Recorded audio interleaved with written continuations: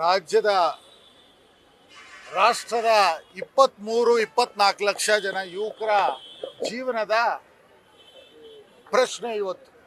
ಇದು ನಲ್ಪಾಡ್ಗೋಸ್ಕರನೋ ಶ್ರೀನಿವಾಸ್ಗೋಸ್ಕರನೋ ಭವ್ಯಗೋಸ್ಕರನೋ ಆಗುವಂಥ ಪ್ರತಿಭಟನೆ ಅಲ್ಲ.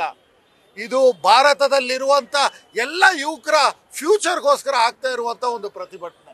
ಈ ನೀಟ್ ಎಕ್ಸಾಮ್ ಏನಿದೆ, ಈ ನೀಟ್ ಎಕ್ಸಾಮನ್ನು ಸೆಂಟ್ರಲೈಸ್ ಮಾಡಿ ನಾರ್ತ್ ಇಂಡಿಯಾದಲ್ಲಿರುವಂಥವರು ಕೂತ್ಕೊಂಡು ನಮ್ಮ ಸೌತ್ ಇಂಡಿಯಾವನ್ನು ಕಂಟ್ರೋಲ್ ಮಾಡುವಂಥ ಒಂದು ಪರಿಸ್ಥಿತಿ ಬಂದಿದೆ.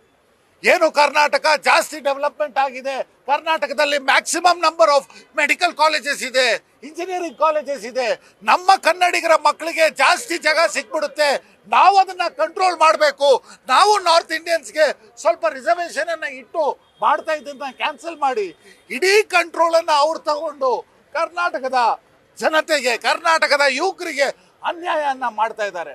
ಇದನ್ನ ಖಂಡಿಸಿ ಯೂತ್ ಕಾಂಗ್ರೆಸ್ ಇವತ್ತು ಒಂದು ಹೋರಾಟವನ್ನು ಮುಂದುವರಿಸಿದೆ. ನಾವು ಇಲ್ಲಿಂದ ಶುರುವಾದ ಮಾಡ್ತಾ ಇದ್ದೀವಿ. ಇಡೀ ರಾಜ್ಯದಲ್ಲಿ ಎಲ್ಲೇ ಕೂಡ ಬಿಜೆಪಿನ MP ಇದ್ದಾರೆ, ಅವರ ಮನೆಯನ್ನು ಮುತ್ತಿಗೆ ಹಾಕ್ತೀವಿ, ಸೆಂಟ್ರಲ್ ಮಿನಿಸ್ಟರ್ಗಳ ಮನೆಯನ್ನು ಮುತ್ತಿಗೆ ಹಾಕ್ತೀವಿ. ಇದು ನಿಲ್ಲಿಸೋ ತನಕ ನಾವು ಯಾವುದೇ ಕಾರಣಕ್ಕೂ ಹಿಂದುವರಿಯಲ್ಲ. ಏನು ನರೇಂದ್ರ ಮೋದಿ ಅವರ ಸರ್ಕಾರ 10 ವರ್ಷ ಪಾರ್ಲಿಮೆಂಟಲ್ಲಿ ಫುಲ್ಲು ಮೆಜಾರಿಟಿ ಇತ್ತು, ಫುಲ್ ಪವರಲ್ಲಿದ್ದರು, ಏನು ಬೇಕಾದರೂ ಪಾಸ್ ಮಾಡೋಕ್ಕೆ ಅವ್ರಿಗೆ ಅವಕಾಶ ಇತ್ತು. ಅದು ಮುಗಿದೋಗಿರೋ ಅಧ್ಯಾಯ. ಇವಾಗ ಇಂಡಿಯಾ ಒಕ್ಕೂಟಕ್ಕೆ ಒಳ್ಳೆ ಆಪೋಸಿಷನ್ ಆಗಿ ಕೂತ್ಕೊಂಡಿದ್ದೀವಿ. ಪಾರ್ಲಿಮೆಂಟ್ ಒಳಗಡೆನೂ ನಾವು ಶಕ್ತಿಯುತವಾಗಿದ್ದೀವಿ, ಆಚೆನೂ ನಮ್ಮಂಥ ಸಾವಿರಾರು ಕಾರ್ಯಕರ್ತರಿದ್ದೀವಿ. ಯಾವುದೇ ಕಾರಣಕ್ಕೂ ರಾಷ್ಟ್ರದ ಯುವಕರಿಗೆ ಅನ್ಯಾಯ ಆಗೋಕ್ಕೆ ಬಿಡೋದಿಲ್ಲ.